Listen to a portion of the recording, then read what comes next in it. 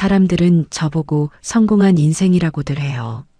젊어서 남편 먼저 저 세상으로 보내고 악착같이 청소며 식당이며 일해서 건물도 올리고 번듯한 아파트도 장만했으니까요.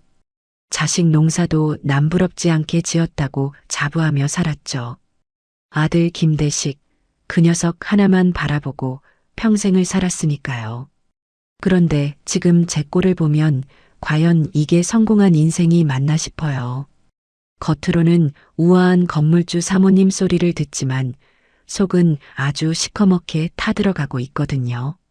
그 원인이 뭐냐고 물으신다면 두말할 것도 없이 며느리 유성미 때문이라고 말할 수밖에 없네요. 토요일 아침이었어요. 모처럼 늦잠이라도 자고 싶어서 안방 커튼을 꼼꼼하게 치고 누워 있는데 현관 쪽에서 도어락 버튼 누르는 소리가 요란하게 들리더군요. 비밀번호를 누르는 속도가 어찌나 빠른지 경쾌하기까지 했어요. 제 집 비밀번호를 저보다 더 잘 외우고 다니는 사람이 딱 하나 있죠. 바로 며느리예요. 인터폰이 울리지도 않았는데 문이 벌컥 열리고 쿵쿵거리는 발소리가 거실을 점령했어요. 저는 한숨을 푹 쉬고 침대에서 몸을 일으켰죠.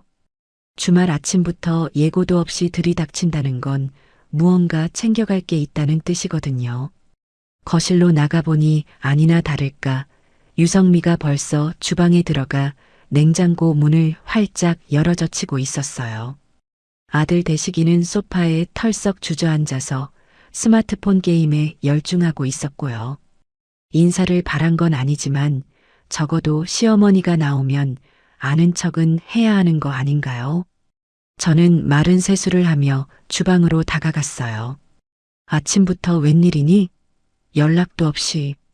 제 말에 유성미는 냉장고 안으로 상반신을 집어넣은 채 뒤도 안 돌아보고 대답하더군요. 근처 지나가는 길에 들렀어요. 어머니, 저번에 말씀하신 그 한우 양지 어디 있어요? 안 보이네? 기가 찼어요. 지나가는 길이라니요. 아들네 집은 여기서 차로 30분 거리예요. 굳이 돌아오지 않으면 지나갈 수 없는 길이죠.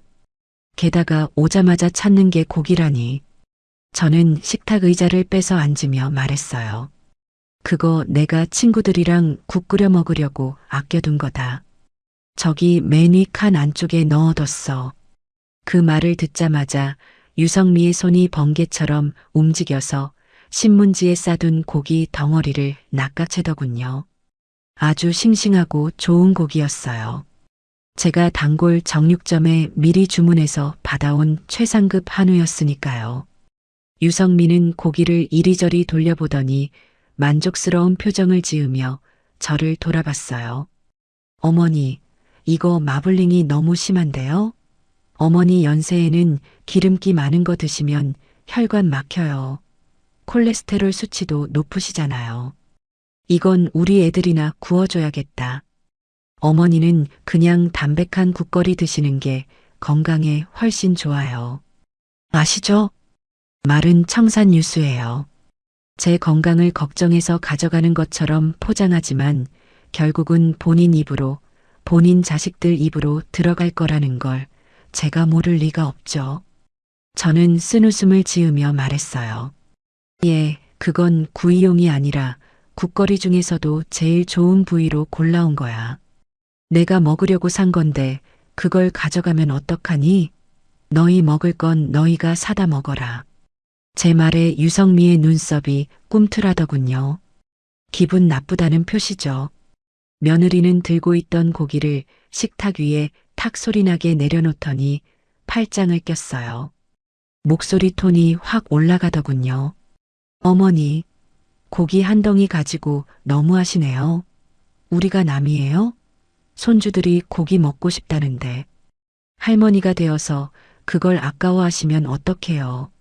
그리고 어머니는 혼자 사시니까 이렇게 좋은 거 드셔봤자 다 소화도 못 시키시잖아요. 우리는 식구가 넷이라 식비 감당도 안 되는데 어머니가 좀 도와주시는 셈 치면 어디가 덧나요? 말투가 어찌나 당당한지 제가 빚이라도 진 줄 알겠어요. 저는 속에서 뜨거운 것이 울컥 치밀어 올랐지만 꾹 눌렀어요. 여기서 소리를 지르면 주말 아침부터 집안 꼴만 우스워지니까요. 저는 시선을 돌려 거실에 있는 아들을 불렀어요. 대식아, 너는 어떻게 생각하니?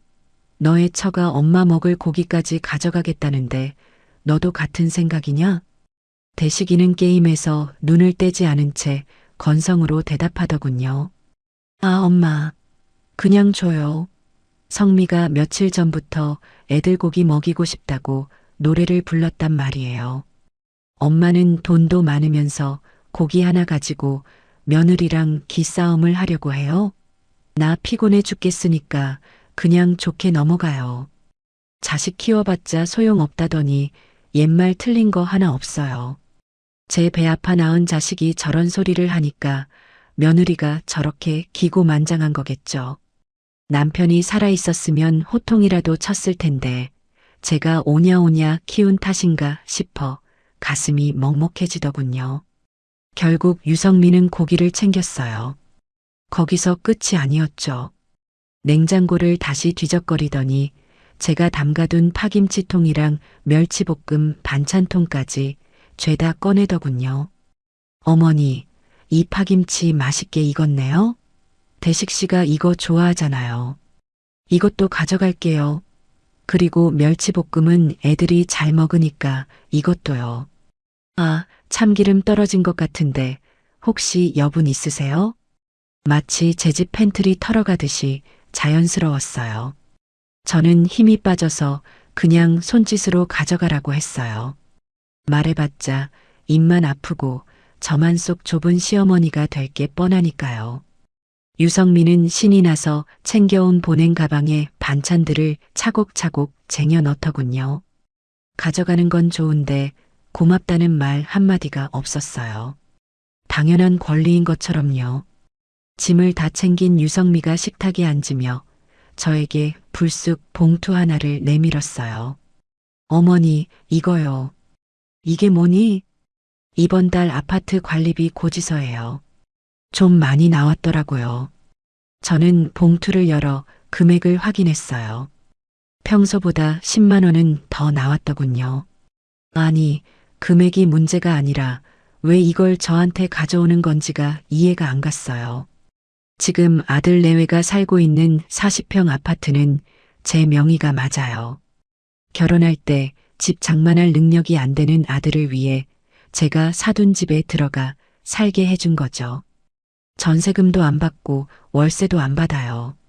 그냥 살게 해줬으면 관리비 정도는 본인들이 내야 하는 거 아닌가요? 예, 관리비를 왜 나한테 주니?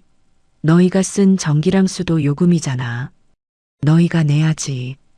제 말에 유성민은 눈을 동그랗게 뜨며 황당하다는 표정을 지었어요. 어머니. 명의자가 어머니잖아요. 집주인이 관리비 내는 게 법적으로도 맞는 거 아니에요? 그리고 이번 달에 우리가 차 바꾼 거 할부금이 시작돼서 자금 사정이 좀 빡빡해요. 어머니 건물 월세도 들어오고 여유 있으시잖아요. 손주들 키우느라 허리가 휘는 아들 부부 좀 봐주세요. 논리가 아주 기가 막혀요. 명의가 제 것이니 제가 내라니요. 그럼 월세를 내라고 하면 낼 건가요? 차도 그래요. 멀쩡한 차 놔두고 외제차로 바꾼 게 누구인데 그 할부금 때문에 관리비를 못 내겠다는 건지 도무지 이해할 수가 없었어요. 너희 차 바꿨니? 상의도 없이? 아, 네. 대식 씨가 승차감 좋은 거 타고 싶다기도 하고 애들 픽업할 때 다른 엄마들 차 보니까 기죽어서 안 되겠더라고요. 그래서 좀 무리해서 뽑았어요. 그러니까 이번 달만 어머니가 처리해 주세요. 네. 유성민은 애교 섞인 목소리로 말했지만 눈빛에는 당연히 해줘야지라는 압박이 서려 있었어요. 저는 고지서를 식탁 위에 내려놓으며 한숨을 쉬었어요. 거절하면 또 돈 가지고 유세 떤다느니 시어머니가 며느리 잡는다느니 동네방네 소문내고 다닐 게 뻔했거든요. 저번에 한번 거절했다가 아들이 술 먹고 전화해서 엄마 때문에 성미가 우울증 걸릴 것 같다고 난리를 친 적이 있어서 더 조심스러웠어요. 알았다. 이번만 내가 내마. 대신 다음부터는 너희가 알아서 해라. 나도 땅 파서 돈 버는 거 아니다. 아유, 알겠어요. 감사합니다, 어머니. 역시 우리 시어머니가 최고라니까. 유성민은 목적을 달성하자마자 자리에서 벌떡 일어났어요. 아까의 짜증 섞인 표정은 온데간데 없고 싱글벙글 웃는 얼굴이었죠. 그 표정이 더 얄미웠어요. 대식씨, 가자. 어머니가 내주신대. 소파에 누워있던 대식이가 그제야 느릿느릿 일어났어요. 엄마한테 고맙다는 인사도 없이 현관으로 향하더군요. 두 사람은 마치 태풍처럼 들이닥쳐서 냉장고를 털고 돈까지 뜯어간 뒤 썰물처럼 빠져나갔어요. 현관문이 닫히고 도어락이 잠기는 소리가 들리자 집안은 다시 고요해졌지만 제 마음은 폭풍우가 치는 것 같았어요. 텅 빈 냉장고를 바라보다가 씁쓸한 마음에 커피를 한 잔 탔어요. 따뜻한 커피 잔을 손에 쥐고 창밖을 내다봤죠. 저기 주차장에서 아들 부부의 차가 빠져나가는 게 보였어요. 번쩍번쩍한 외제차더군요. 제 돈으로 관리비 내고 제 고기 가져가서 구워 먹으며 저 차를 타고 드라이브를 가겠죠. 내가 자식을 잘못 키워도 한참 잘못 키웠구나 하는 자괴감이 밀려왔어요. 하지만 어쩌겠어요. 하나뿐인 아들이고 며느리인걸요. 내가 좀 더 참고 베풀면 언젠가는 철이 들겠지.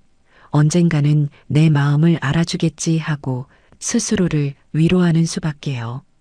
그렇게 주말이 지나고 며칠 뒤였어요. 동네 친구인 진숙이랑 영희를 만나러 카페에 갔어요. 다들 나이가 드니 자식 자랑 아니면 자식 걱정이 주된 대화 주제였죠. 아이고, 우리 며느리는 이번에 승진했다고 용돈을 200만 원이나 보냈더라. 안 그래도 되는데 말이야. 진숙이가 입이 귀에 걸려서 자랑을 했어요. 영희도 질세라 거들었죠. 우리 사위는 이번 주말에 온천 여행 예약해줬어. 늙어서 호강한다고 다들 부러워하더라. 저는 그 사이에서 아무 말도 못하고 커피만 홀짝였어요. 며느리가 냉장고 털어간 이야기나 관리비 떠넘긴 이야기를 해봤자 제 얼굴에 침 뱉기니까요. 그냥 다들 효자 효부둬서 좋겠다며 맞장구만 쳐줬죠. 속으로는 부러워서 배가 아팠지만 겉으로는 우아한 척 미소를 잃지 않으려고 노력했어요. 그때였어요. 테이블 위에 올려둔 제 핸드폰이 요란하게 울리기 시작했죠. 화면에 며느리라는 세 글자가 떴어요. 친구들이 어머, 현자 며느리 전화 왔네? 받아봐, 좋은 소식인가 보지. 라며 부추겼어요. 저는 불안한 마음을 감추고 전화를 받았어요. 스피커폰도 아닌데 유성미 목소리가 어찌나 카랑카랑한지 옆에 있던 친구들 귀에까지 다 들릴 정도였어요. 어머니, 저 지금 집에 왔는데 김치통이 왜 비어 있어요? 대뜸 따지는 말투였어요. 안부 인사 따위는 생략한 지 오래였죠. 저는 당황해서 전화기 볼륨을 황급히 낮추려고 했지만 유성미의 속사포 같은 말은 멈추지 않았어요. 제가 저번에 말씀드렸잖아요. 이번 주에 김치 다 떨어질 것 같으니까 좀 담가달라고요. 마트 김치는 조미료 맛나서 애들이 안 먹는단 말이에요. 어머니 집에 계시면서 시간도 많으신데 김치 하나 담가두는 게 그렇게 힘드세요? 친구들의 시선이 제 얼굴로 쏠리는 게 느껴졌어요. 얼굴이 화끈거려서 견딜 수가 없었죠. 쥐구멍이라도 있으면 숨고 싶은 심정이었어요. 저는 짐짓 아무렇지 않은 척 침착하게 대답하려고 노력했어요. 예, 내가 요즘 허리가 좀 아파서 김치를 못 담갔다. 이번만 사서 먹으라고 하지 않았니? 하지만 유성민은 물러서지 않았어요. 오히려 목소리 톤이 더 높아졌죠. 아니, 어머니. 허리가 아프시면 병원을 가시지 왜 핑계를 대세요? 제가 어제 어머니 친구분들이랑 골프 치러 가신 사진 SNS에서 봤거든요. 골프 칠 힘은 있으시고 손주들 먹일 김치 담글 힘은 없으신 거예요? 진짜 너무 서운하다. 너가 알아서 하라고만 하지 마시고 좀 도와주세요. 정말. 너가라는 말이 제 가슴을 훅 찔렀어요. 시어머니한테 너라니요. 물론 흥분해서 말이 헛나온 거겠지만 평소에 저를 어떻게 생각하는지 알 수 있는 대목이었죠. 친구들 앞에서 이런 수모를 당하니 손이 부들부들 떨렸어요. 진숙이가 민망한 듯 헛기침을 했고 영희는 딴청을 피우며 창밖을 봤어요. 그 정적이 저를 더 비참하게 만들었죠.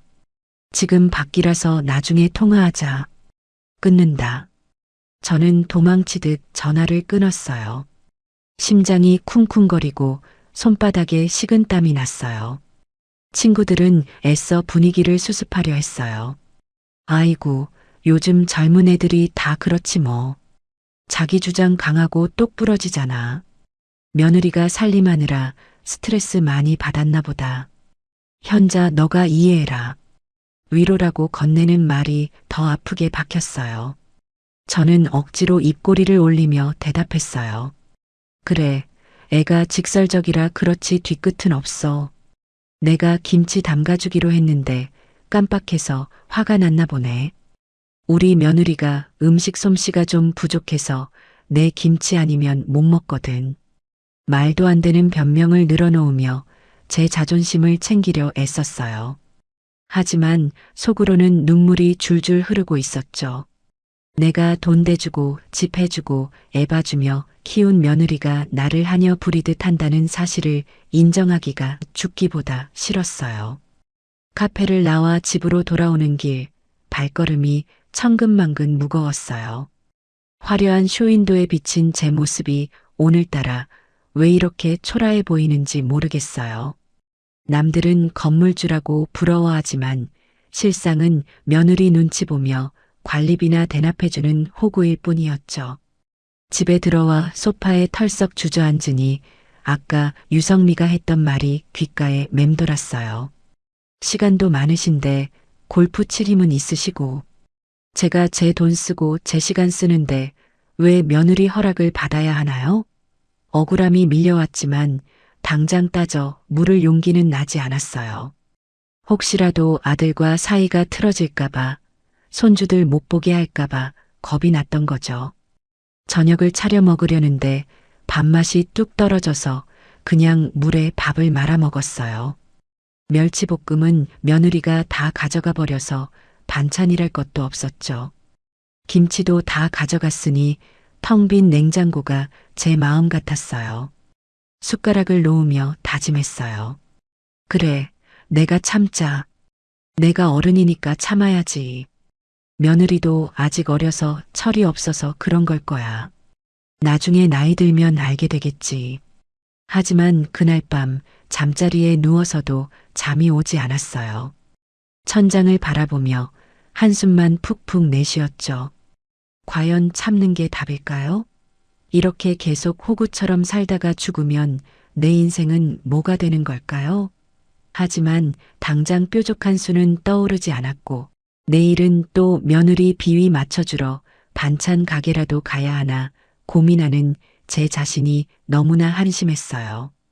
그때 핸드폰이 짧게 진동했어요. 문자 메시지가 왔더군요. 유성미였어요. 어머니, 내일 저희 엄마 생신이라서 식구들끼리 식사하기로 했거든요. 애들 데리고 가기 좀 그래서 그런데 어머니가 애들 좀 봐주세요. 내일 오후 5시까지 갈게요. 부탁이 아니라 통보였어요. 저희 엄마 그러니까 저한테는 사돈인 분의 생일이니까 저는 애나 보라는 거죠. 죄송해요나 부탁드려요 같은 예의 바른 말은 눈을 씻고 찾아봐도 없었어요. 당연히 제가 해줄 거라고 믿는 저 뻔뻔함이 텍스트 너머로도 느껴지더군요. 저는 답장을 보낼까 말까 망설이다가 결국 짧게 쳤어요. 알았다. 전송 버튼을 누르고 핸드폰을 침대 구석으로 던져버렸어요. 하지만 어쩌겠어요. 손주들 보고 싶은 마음도 있고 거절했다가 또 무슨 소리를 들을지 무서우니까요. 내일은 또 어떤 수모가 기다리고 있을지 벌써부터 가슴이 답답해져 왔어요. 이게 바로 제 일상이에요. 화려한 껍데기 속에 감춰진 골마 터지기 직전에 제 진짜 삶 말이죠. 일요일 오후 4시가 조금 넘었을 때였어요. 인터폰이 울려서 화면을 보니 아들 내외가 서 있더군요. 문을 열어주자마자 진동하는 건 음식 냄새가 아니라 머리가 지끈거릴 정도로 진한 향수 냄새였어요. 며느리 유성민은 어디 백화점 명품관 마네킹처럼 한껏 치장을 했더라고요. 몸에 딱 붙는 원피스에 반짝이는 귀걸이, 그리고 손에는 새로 샀는지 로고가 큼지막한 핸드백을 들고 있었죠. 옆에 서 있는 아들 대식이도 말끔하게 정장을 차려입고 있었고요. 제 몰골을 내려다보니 무릎 나온 헐렁한 바지에 낡은 티셔츠 차림이라 순간적으로 위축이 되더군요. 어머니, 저희 왔어요. 유성미가 현관으로 들어오며 아이 둘을 제 쪽으로 떠밀었어요. 7살짜리 손자와 5살짜리 손녀였죠. 애들은 오자마자 할머니 하고 안기는 게 아니라 신발을 벗어 던지고 거실로 뛰쳐들어가 소파 위에서 방방 뛰기 시작했어요. 그래 왔니? 애들 밥은 먹였고? 제가 묻자 유성민은 거울을 보며 화장을 고치느라 정신이 없었어요. 아니요. 점심 대충 먹여서 배고플 거예요. 어머니가 저녁 좀 챙겨주세요. 냉장고에 있는 걸로 대충 해주시면 되잖아요. 아, 그리고 둘째가 감기 기운이 좀 있어서 약 먹여야 해요. 가방 안에 약 넣어뒀으니까 밥 먹고 꼭 챙겨주시고요. 마치 보모한테 지시하듯 딱딱 떨어지는 말투였어요. 제가 애들 밥 차려주는 기계도 아니고 오자마자 맡겨놓고 나가려는 태도가 괘씸했죠. 아들놈은 현관에 서서 시계만 들여다보고 있었어요. 엄마, 우리 늦어서 바로 가야 해요. 장모님이 식당 예약해 두셨는데 늦으면 안 되거든요. 그래, 사돈생신이라면서 늦으면 안 되지. 근데 너희는 엄마한테 뭐 할 말 없니? 제가 뼈 있는 말을 던졌지만 대식이는 눈치 없이 네. 무슨 말이요? 아, 애들 잘 부탁드려요. 다녀올게요. 하고는 쌩하니 나가버리더군요. 유성미도 핸드백을 고쳐 매며 뒤따라 나갔어요. 어머니, 늦으면 밤 10시쯤 될 것 같아요. 애들 먼저 재워주셔도 돼요. 수고하세요. 수고하세요라니요. 직장 상사가 부하 직원한테나 할 법한 인사를 남기고 현관문이 닫혔어요. 닫힌 문을 멍하니 바라보는데 허탈한 웃음밖에 안 나오더군요. 제 집인데 제 공간이 아닌 것 같았어요. 거실에서는 아이들이 장난감을 쏟아붓는 소리가 요란하게 들려왔고 바닥에는 며느리가 신고 온 구두에서 떨어진 흙먼지가 그대로 남아 있었죠. 아이들은 할머니가 힘들거나 말거나 상관없다는 듯 떼를 쓰기 시작했어요. 할머니, 배고파. 피자 시켜줘. 할머니, 나 만화 틀어줘. 이거 재미없어. 손주들이라 예쁘긴 하지만 며느리가 가정교육을 어떻게 시켰는지 버르장머리가 없어도 너무 없었어요. 제가 안 된다. 밥 먹어야지 하고 달래면 엄마는 다 해주는데 할머니는 왜 안 해줘? 할머니 미워. 하고 소리를 지르더군요. 밥을 차려주려고 부엌에 들어가니 멸치볶음이고 뭐고 다 가져가 버려서 정말 줄 게 없었어요. 계란찜을 하고 김을 꺼내서 겨우 밥상을 차렸죠. 애들은 반찬 투정을 하며 밥알을 식탁 여기저기에 흘리고 다녔어요. 그걸 쫓아다니며 닦고 치우느라 제 허리는 끊어질 듯 아팠죠. 며느리의 진한 향수 냄새가 사라진 자리에 제 몸에서는 쉰내 나는 땀 냄새만 배어들고 있었어요. 전쟁 같은 저녁 식사가 끝나고 아이들을 겨우 달래서 TV 앞에 앉혀뒀어요. 시계를 보니 저녁 8시가 넘었더군요. 저도 저녁을 먹어야 하는데 기운이 하나도 없어서 입맛이 싹 달아났어요. 식탁 위에 애들이 남긴 밥이랑 반찬 찌꺼기가 눈에 들어왔죠. 버리기는 아까워서 큰 대접에 남은 밥과 식은 계란찜을 쏟아붓고 고추장 한 숟가락 넣어서 대충 비볐어요. 목이 메어서 물김치 국물을 들이키며 숟가락을 들었죠. 그때 식탁 위에 올려둔 제 핸드폰이 반짝거렸어요. 습관처럼 화면을 켰죠. SNS 알림이 떠 있었어요. 유성미가 새 게시물을 올렸다는 알림이었죠. 무심코 눌렀다가 저는 먹던 밥알이 목구멍에 걸리는 줄 알았어요. 사진 속 풍경은 그야말로 별천지였어요. 고급스러운 조명이 빛나는 한정식 집이었는데 테이블 위에는 제 팔뚝만 한 꽃게로 만든 간장게장이 산더미처럼 쌓여 있었어요. 그 옆에는 윤기가 자르르 흐르는 갈비찜, 각종 회, 보기만 해도 비싸 보이는 요리들이 가득했죠. 그리고 그 중심에는 화려한 옷을 입은 사돈어른이 꽃다발을 들고 환하게 웃고 있었고 그 옆에서 제 아들 김대식이 넙죽거리며 게장 살을 발라드리고 있는 모습이 찍혀 있었어요. 사진 밑에 달린 글귀가 가관이었어요. 사랑하는 우리 엄마 생신 축하드려요. 오늘은 김서방이 쏜다. 인당 12만 원짜리 명품 게장 정식. 입에서 살살 녹네. 엄마 오래오래 건강하세요. 사랑해요. 해시태그에는 효도, 사위사랑은 장모, 가족 스타그램, 행복한 주말 이렇게 달려 있었고요. 손이 부들부들 떨려서 숟가락을 떨어뜨릴 뻔했어요. 인당 12만 원이라니요. 식구가 5명은 되어 보이던데 그럼 밥값만 60만 원이 훌쩍 넘는다는 소리잖아요. 저한테는 관리비 20만 원이 없어서 징징거리고 고기 한 근 가져가는 걸로 생색을 내더니 장모님 생일에는 저렇게 큰 돈을 펑펑 쓴다는 사실에 배신감이 머리끝까지 차올랐어요. 게다가 아들놈 표정이 문제였어요. 저랑 있을 때는 항상 피곤하다, 귀찮다 인상만 쓰고 있더니 장모 앞에서는 세상 둘도 없는 효자처럼 웃고 있더군요. 저는 제 앞에 놓인 개밥 같은 비빔밥 그릇을 내려다봤어요. 붉은 고추장에 비벼진 식은 밥알들이 처량하게 느껴졌죠. 저기 사진 속 사람들은 웃고 떠들며 최고급 요리를 즐기는데 그 돈을 대주는 저는 여기서 그들이 낳은 아이들의 뒤치다꺼리를 하며 남은 밥을 먹고 있다는 현실이 너무나 비참했어요. 할머니, 똥 쌌어. 닦아줘. 그때 둘째 손녀가 화장실에서 소리를 질렀어요. 감상에 젖을 시간조차 주지 않더군요. 저는 한숨을 삼키며 그래, 간다가 하고 소리쳤어요. 엉덩이를 닦아주면서도 머릿속에는 그 붉은 꽃게 껍데기와 아들의 비굴한 웃음이 지워지지 않았어요.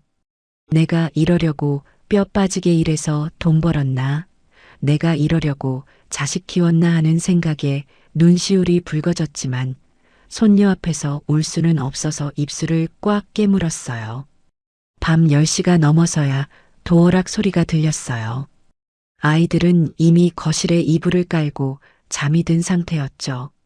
아들 내외가 들어오는데 술 냄새와 음식 냄새가 훅 끼쳐왔어요. 유성민은 얼굴이 발그레해서는 기분이 아주 좋아 보였어요. 어머니, 애들 자요? 아유, 다행이다. 깨 있었으면 데리고 가기 힘들 뻔했네. 목소리 톤이 한 옥타브는 높았어요. 손에는 쇼핑백 하나가 들려 있었죠. 저는 내심 기대했어요. 양심이 있다면 자기들만 그 비싼 걸 먹었으면 제 생각나서 포장이라도 하나 해왔겠지 싶었거든요. 그래, 잘 먹고 왔니? 사돈 어른은 좋아하시더냐? 제가 짐짓 담담하게 물었어요. 유성민은 신발을 벗으며 호들갑을 떨었죠. 말도 마세요. 엄마가 너무 좋아하셔서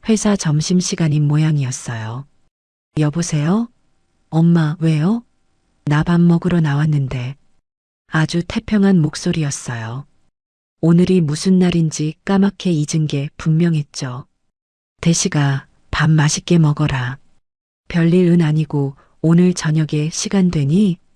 제가 돌려서 물어봤어요. 저녁이요? 오늘 야근할 것 같은데 왜요? 무슨 일 있어요? 가슴이 쿵 내려앉는 것 같았어요. 야근이라니. 오늘이 며칠인지 아니? 오늘이요? 11월 15일이잖아요. 아, 카드값 나가는 날이네. 엄마, 왜요? 돈 필요하세요? 기가 막혀서 말이 안 나왔어요. 자식 키워봤자 다 소용없다더니 제 생일은 기억 못하고 카드값 나가는 날만 기억하는 놈이라니요. 됐다. 일 봐라. 저는 전화를 끊어버렸어요. 손이 부들부들 떨렸죠. 잠시 후 아들한테서 다시 전화가 올 줄 알았는데 안 오더군요. 눈물이 핑 돌았지만 꾹 참았어요. 그리고 이번엔 며느리한테 전화를 걸었어요. 아들은 바빠서 그렇다 쳐도 집안 대소사 챙기는 건 며느리 몫이라고 생각했으니까요. 유성민은 전화를 바로 받지 않았어요. 세 번쯤 걸었을 때야 받더군요. 목소리가 꽉 잠겨 있었어요. 여보세요, 어머니. 성민이 자고 있었냐? 네, 어제 친구들이랑 모임이 있어서 좀 늦게 들어왔거든요. 머리가 너무 아프네요. 무슨 일이세요? 오후 1시가 다 되어 가는데 아직도 자빠져 자고 있었다니. 게다가 어제 술 마시고 노느라 늦었다는 말을 시어머니한테 저렇게 당당하게 하다니요. 오늘 내 생일인 건 알고 있니? 제가 단도직입적으로 물었어요. 수화기 너머에서 잠시 정적이 흐르더니야 하는 짧은 탄식이 들렸어요. 어머, 오늘이요? 세상에, 제가 깜빡했네요. 알람 맞춰놨는데 왜 안 울렸지? 어머니, 죄송해요. 저 지금 숙취 때문에 죽을 것 같은데 어떡하죠? 죄송하다는 말에 영혼이 하나도 없었어요. 그냥 귀찮은 일을 떠넘기려는 말투였죠. 저녁에 밥이라도 한 끼 먹자. 대식이는 야근한다니까 너랑 애들이라도 와라. 제가 최대한 감정을 누르고 말했어요. 며느리가 한숨을 쉬는 소리가 들리더군요. 어머니, 저 속이 너무 안 좋은데. 알겠어요. 저녁에 대식이한테 일찍 들어오라고 할게요. 집으로 갈게요. 외식하자는 말은 죽어도 안 하더군요. 집으로 오겠다니 결국 저보고 밥상을 차리라는 건가 싶었지만 일단 알겠다고 하고 끊었어요. 저녁 6시가 조금 넘어서 아들 내외가 도착했어요. 대식이는 제 눈치를 보며 쭈뼛쭈뼛 들어왔고 유성민은 화장기 없는 부석부석한 얼굴로 들어왔죠. 두 손은 가벼웠어요. 케이크 상자 하나 없었죠. 엄마, 생신 축하드려요. 제가 일이 너무 바빠서 깜빡했어요. 죄송해요. 대식이가 멋쩍게 웃으며 말했어요. 유성민은 소파에 드러누우며 말했죠. 어머니, 축하드려요. 아우, 속이야. 어머니, 뭐 드시고 싶은 거 없으세요? 시켜 드실래요? 시켜 먹자니. 생일상을 차려오지는 못할 망정 배달 음식으로 때우자는 신보가 고약했어요. 그래도 저는 꾹 참고 말했어요. 치킨이나 한 마리 시켜라. 밥하기 귀찮다. 그러자 유성미가 벌떡 일어나 정색을 하더군요. 어머니, 연세도 있으신데 기름진 치킨이 웬 말이에요. 소화도 안 되고 혈관에 기름 껴요. 건강 생각하셔야죠. 그리고 저 속 안 좋아서 치킨 냄새 맡으면 토할 것 같아요. 그냥 집밥 드세요. 집밥이 최고잖아요. 자기 속 안 좋다고 내 생일에 치킨도 못 먹게 하는 며느리라니. 저는 어이가 없어서 헛웃음이 나왔어요. 그럼 나가서 먹자. 내가 살 테니까. 아유, 귀찮게 어딜 나가요. 옷 갈아입기도 힘들어요. 어머니, 밥이랑 반찬 있으시죠? 그냥 대충 먹어요. 생일이 뭐 별건가요? 가족끼리 얼굴 보면 된 거지. 유성민은 그렇게 말하더니 주방으로 터벅터벅 걸어갔어요. 냉장고를 열어보더니 인상을 찌푸리더군요. 어머니, 반찬이 하나도 없네요? 장 좀 봐두시지 그러셨어요. 누가 다 가져가서 없는데 적반하장도 유분수죠. 너가 지난주에 다 털어갔잖니. 아, 맞다. 그럼 어떡하지? 대식씨, 그냥 라면이나 끓여 먹을래? 나는 국물만 좀 마셔야겠다. 제 생일상에 라면을 올리겠다는 소리였어요. 제가 아무 말 없이 쳐다보자 대식이가 눈치를 보며 말렸어요. 야, 그래도 엄마 생신인데 라면은 좀 그렇지. 밥 줘, 밥. 반찬이 없다니까? 아, 있다. 잠깐만요. 유성미가 찬장을 뒤지기 시작했어요. 달그락거리는 소리가 들리더니 뭔가를 꺼내 식탁 위에 탁 내려놓더군요. 유성미가 식탁에 차려놓은 건 밥통에서 퍼낸 김 빠진 밥 세 공기, 그리고 간장 종지 하나, 참기름 병 하나가 전부였어요. 김치조차 없었죠. 자, 다 됐어요. 와서 드세요. 유성미가 아주 뿌듯한 표정으로 우리를 불렀어요. 저는 제 눈을 의심하며 식탁 앞에 앉았죠. 하얀 쌀밥 옆에 놓인 시커먼 간장. 이게 내 칠순이 다 되어가는 나이에 받는 생일상인가 싶어서 말문이 막혔어요. 이게 다냐? 제가 떨리는 목소리로 물었어요.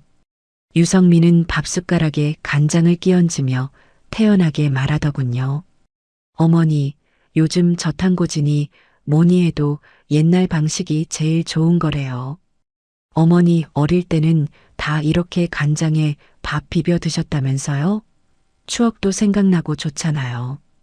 요즘 물가도 비싼데 이렇게 먹는 게 진짜 웰빙이죠. 소식하셔야 오래 사세요. 웰빙? 추억? 갖다 붙일 걸 붙여야지. 이건 명백한 모욕이었어요. 안 사돈 생일에는 12만 원짜리 게장을 사다 바치고 시어머니 생일에는 간장에 밥을 비벼 먹으라니요. 심지어 참기름도 제가 지난번에 방앗간에서 직접 짜온 국산 참기름이었어요. 제 재료로 저한테 생색을 내는 꼴이었죠. 너희 어머니 생신 때는 게장 먹고 내 생일엔 간장밥이냐? 제가 참다 못해 한마디 던졌어요.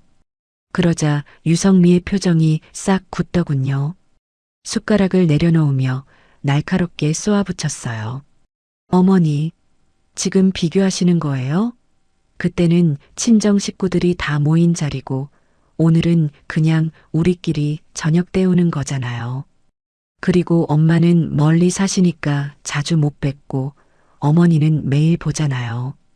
매일 보는데 굳이 비싼 돈 들여서 밥 먹을 필요가 있어요? 정말 서운하게 말씀하시네. 매일 본다는 게 죄인가요? 가까이 살면서 애 봐주고 반찬해주는 게 죄냐고요.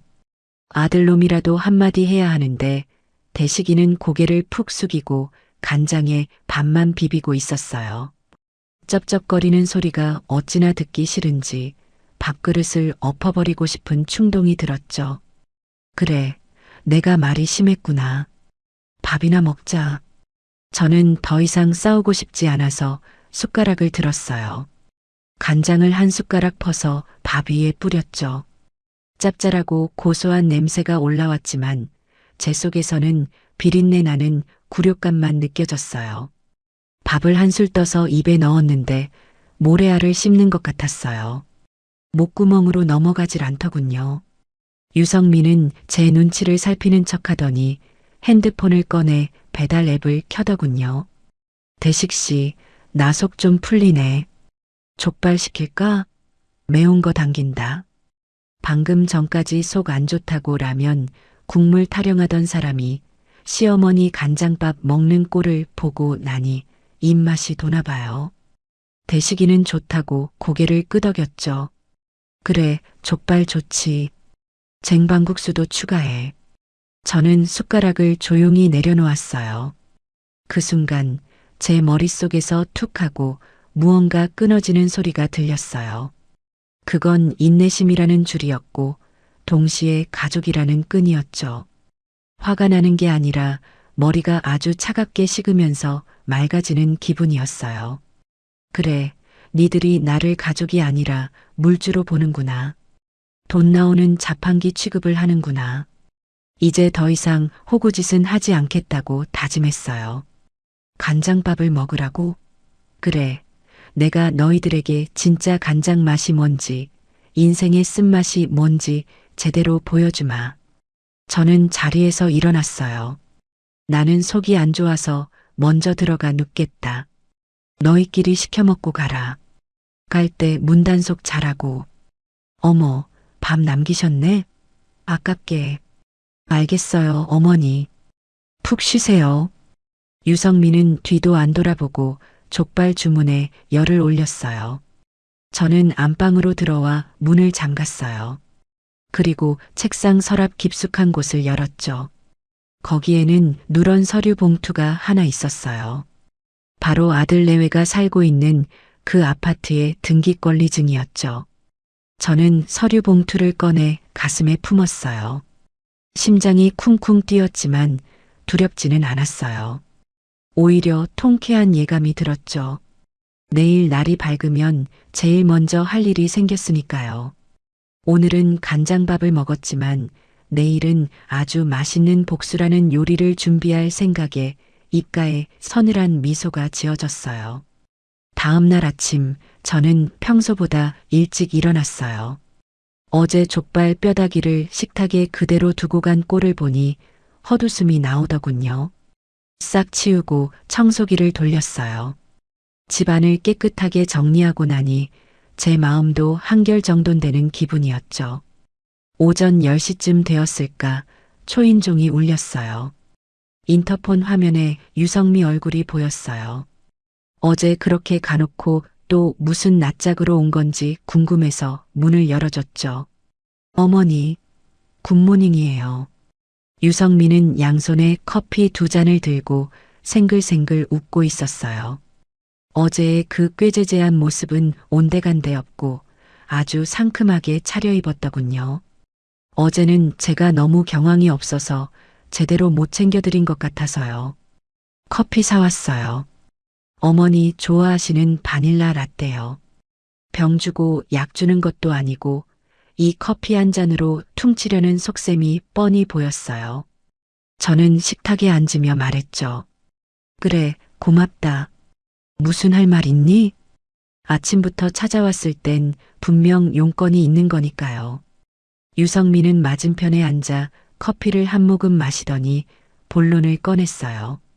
어머니, 사실은 부탁드릴 게 있어서 왔어요. 다름이 아니라 지금 저희 사는 아파트요. 제 명의로 돌려주시면 안 될까요? 저는 마시던 커피를 뿜을 뻔했어요. 간장밥 먹인 다음 날 집을 달라고요? 정말 대단한 멘탈이었어요. 명예 이전? 갑자기 그건 왜? 제가 짐짓 놀란 척 물었어요. 아니, 제 친구들은 다 자가인데 저만 시어머니 명의 집 산다고 하니까 좀 무시당하는 기분도 들고요. 그리고 요즘 세법이 바뀌어서 다주택자 세금이 많이 나온다면서요? 어머니 세금 폭탄 맞으실까봐 걱정돼서 그러죠. 차라리 저희한테 증여해 주시면 세금 문제도 해결되고 저도 기 좀 펴고 살고 일석이조잖아요. 어쩜 저렇게 자기 입맛대로 해석해서 말을 잘할까요? 제 세금 걱정을 해주는 척하면서 10억이 넘는 아파트를 날로 먹겠다는 신보였어요. 증여세가 만만치 않을 텐데 너희 그 돈은 있니? 아, 그건 어머니가 좀 도와주시면 해. 저희가 나중에 효도 더 잘할게요. 네. 어머니, 저 진짜 내 집 마련하는 게 소원이에요. 이번 한 번만 들어주세요. 네. 유성민은 제 손을 잡고 흔들며 애교를 부렸어요. 그 손을 뿌리치고 싶었지만 저는 표정 관리를 했어요. 지금 화를 내봤자 소용없다는 걸 깨달았으니까요. 더 확실하게, 더 처절하게 밟아주려면 지금은 웃어줘야 했어요. 저는 잡힌 손을 빼지 않고 부드럽게 토닥여줬어요. 그리고 세상에서 가장 인자한 시어머니의 미소를 지어 보였죠. 그래, 너희도 이제 결혼 7년 차인데 집 하나는 있어야지. 내 말이 맞다.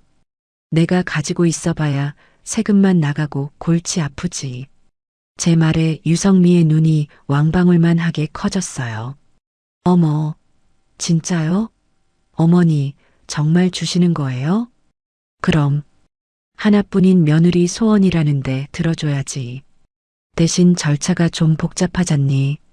세무사랑 상담도 해야 하고 서류 준비할 것도 많고.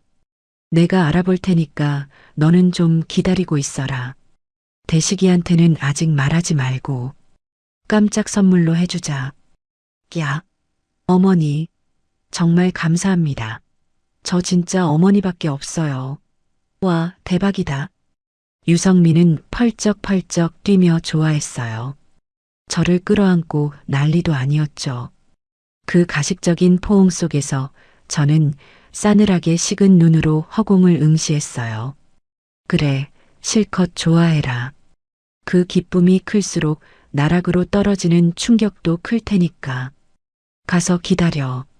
조만간 좋은 소식 있을 거야. 네네. 어머니, 천천히 하셔도 돼요.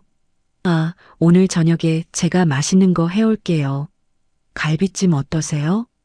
간장밥에서 하루 만에 갈비찜으로 메뉴가 바뀌는 기적을 보았네요. 집 한 채가 걸리니 효심이 샘솟나 봐요. 됐다. 나 오늘 약속 있어서 늦는다. 너희끼리 먹어라. 아, 네. 알겠어요. 어머니 다녀오세요. 유성민은 콧노래를 부르며 나갔어요. 엘리베이터 앞에서 아싸 하고 소리 지르는 게 복도까지 들리더군요. 저는 현관문을 잠그고 돌아와서 거울을 봤어요. 거울 속에 저는 아주 무서운 표정을 짓고 있었죠. 이제 시작이었어요. 저는 옷을 갈아입었어요. 평소보다 더 귀티나게 부자처럼 보이는 옷을 골라 입었죠. 그리고 집 문서를 가방에 챙겨 넣었어요. 제가 향한 곳은 동네 부동산이 아니었어요. 소문이 빠르니까요. 차를 타고 아들네 아파트가 있는 옆 동네 부동산 중에서도 제일 일을 잘한다는 곳을 찾아갔어요. 어서 오세요, 사모님. 어떤 물건 찾으세요? 부동산 사장님이 반갑게 맞이했어요. 저는 의자에 앉아 가방에서 서류 봉투를 꺼내 탁자 위에 올려놓았죠. 집을 팔려고 왔어요. 사장님이 주소를 확인하더니 눈을 반짝였어요. 그 아파트는 학군도 좋고 역세권이라 인기가 많은 곳이었거든요. 아, 여기 아주 좋은 물건인데 요즘 시세가 12억 정도 하거든요. 매물 내놓으시게요? 네, 근데 조건이 있어요. 저는 돈이 급해서 무조건 빨리 팔고 싶어요.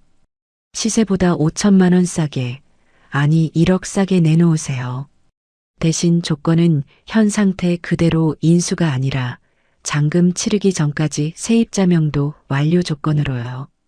사장님이 놀란 눈치였어요. 1억이나 싸게요? 그럼 바로 나가죠. 근데 세입자가 살고 있나요? 네, 제 아들 부부가 살고 있어요. 근데 걱정 마세요. 이사비 넉넉히 챙겨줘서 내보낼 거니까. 계약금 받고 한 달 안에 잔금 치르고 입주할 수 있는 사람으로 찾아주세요. 가장 빠른 날짜로요.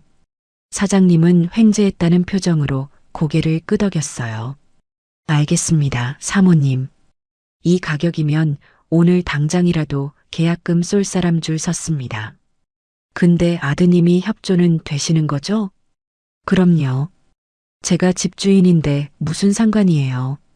집 보여주는 건 제가 알아서 할 테니 손님 생기면 저한테 바로 연락 주세요. 며느리한테는 비밀로 하시고요. 깜짝 놀라게 해줄 거라서요. 아, 네네. 알겠습니다. 보안 철저히 하겠습니다. 부동산을 나오는데 가을바람이 쌀쌀했지만 제 가슴은 그 어느 때보다 뜨겁게 뛰고 있었어요. 유성민은 지금쯤 자기 명의로 된 등기권리증을 상상하며 샴페인을 터뜨리고 있겠죠?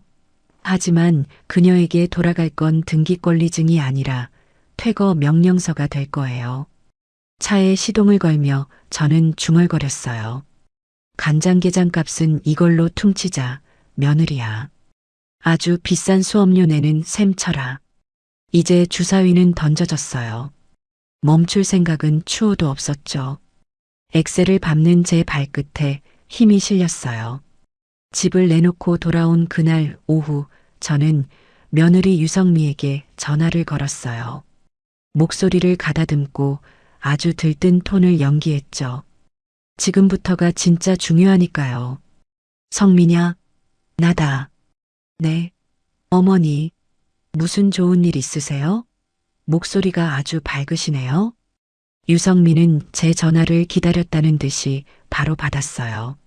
아침에 제가 흘린 증여 떡밥을 물고 아주 신이 난 상태였죠.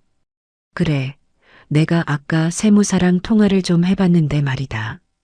증여를 하려면 일단 그 집의 정확한 감정가를 알아야 한다고 하더구나. 그래야 세금을 얼마나 낼지 계산이 나온다고 해서 말이야. 아, 정말요? 벌써 알아보셨어요? 우와, 어머니 추진력 대박. 그래서 내일 오후 2시쯤에 감정평가하는 사람들이랑 세무사 사무실 직원이 집 상태를 보러 갈 거야. 집이 깨끗하고 관리가 잘 되어 있어야 가치를 높게 쳐준다니까 청소 좀 싹 해놓거라. 너희 살림살이 얼마나 잘해놓고 사는지 보여줘야 하지 않겠니? 사실은 집 보러 올 매수 대기자들을 감정평가사로 속인 거였어요. 유성민은 부동산이나 세금에 대해서는 쥐뿔도 모르니 제 말을 철석같이 믿을 게 뻔했거든요. 당연하죠. 어머니, 걱정 마세요. 제가 오늘 밤새워서라도 모델하우스처럼 번쩍번쩍하게 닦아놓을게요. 아, 그럼 내일 오시는 분들한테 커피라도 대접해야 하나요? 그래주면 더 좋고 아주 친절하게 대해드려라. 그래야 일 처리가 빠르지 않겠니? 아, 그리고 대식이한테는 아직 비밀인 거 알지? 서류 다 준비되면 그때 짠하고 놀래켜주자꾸나. 네네. 입 꾹 다물고 있을게요. 어머니 사랑해요. 전화를 끊고 나서 저는 소리내어 웃었어요. 사랑한다니. 집 준다고 하니까 사랑이 막 샘솟나 봐요. 간장밥 줄 때는 고려장이라도 할 기세더니 말이죠. 다음 날 오후 2시 저는 부동산 사장님과 매수 희망자 부부를 대동하고 아들네 집으로 갔어요. 초인종을 누르니 유성미가 앞치마를 두르고 달려 나와 문을 열더군요. 집안에서 향긋한 디퓨저 냄새가 진동을 했어요. 어서 오세요. 어머니 오셨어요? 안녕하세요. 수고 많으십니다. 유성민은 부동산 사장님과 손님들을 향해 허리가 꺾여라 90도로 인사를 했어요. 집안을 둘러보니 정말 먼지 한 톨 없이 치워놨더군요. 바닥은 왁스칠을 했는지 미끄러질 정도로 반짝거렸고 거실 테이블 위에는 고급 찻잔 세트와 과일이 예쁘게 세팅되어 있었어요. 집이 참 넓고 좋네요. 구조가 아주 시원하게 빠졌어. 집 보러 온 아주머니가 거실 창밖 풍경을 보며 감탄했어요. 유성민은 그 말이 칭찬인 줄 알고 옆에서 신이 나서 설명을 덧붙였죠. 그렇죠? 여기가 정남향이라 채광이 진짜 좋아요. 겨울에도 난방비 거의 안 들고요. 제가 인테리어 필름 시공도 새로 해서 아주 깔끔해요. 여기 주방도 보실래요? 수납장이 깊어서 진짜 많이 들어가요. 자기 집이 될 거라고 착각하고 있으니 집의 장점을 어필하느라 침이 마를 새가 없었어요. 부동산 사장님은 제 눈치를 살짝 보며 웃음을 참는 기색이었죠. 매수자 남편분도 흡족한 듯 고개를 끄덕였어요. 이 정도 관리 상태면 손볼 것도 없겠네. 아주머니 살림을 참 야무지게 하셨네요. 어머, 감사합니다. 제가 원래 깔끔한 성격이라서요. 편하게 둘러보세요. 유성민은 안방 드레스룸까지 활짝 열어주며 집 구석구석을 보여줬어요. 자기 명의로 넘어올 집의 가치를 높이겠다고 저러고 있는데 사실은 자기가 쫓겨날 집을 남한테 좋게 포장해서 팔아주고 있는 꼴이라니. 속으로 웃음이 터지려는 걸 참느라 허벅지를 꼬집어야 했어요. 집을 다 둘러본 매수자들은 아주 만족해 했어요. 제가 시세보다 1억이나 싸게 내놨으니 안 좋을 리가 없죠. 그들은 현관을 나서며 저에게 조용히 눈짓을 보냈어요. 계약하겠다는 신호였죠. 어머니, 어때요? 평가 잘 나온 것 같아요? 사람들이 나가자마자 유성미가 제 팔에 매달리며 물었어요. 눈이 초롱초롱한 게 아주 먹이를 기다리는 강아지 같았죠. 그래, 아주 긍정적으로 보더라. 집 관리 잘했다고 칭찬하더구나. 고생했다. 결과 나오면 바로 알려줄 테니까 기다리고 있어. 아싸, 진짜 너무 기대돼요. 어머니 조심히 가세요. 저는 유성미의 배웅을 받으며 엘리베이터를 탔어요. 그리고 곧장 부동산 사무실로 향했죠. 매수자 부부는 벌써 와서 앉아 있더군요. 사모님, 집이 너무 마음에 드네요. 가격도 좋고, 바로 계약 진행하시죠. 네, 그러시죠. 아까 말씀드린 대로 잔금은 한 달 뒤, 그때까지 집 비워주는 조건입니다. 그럼요. 저희도 이사 날짜가 급해서 빠르면 빠를수록 좋습니다. 계약서가 작성되고 제 도장이 쾅 찍혔어요.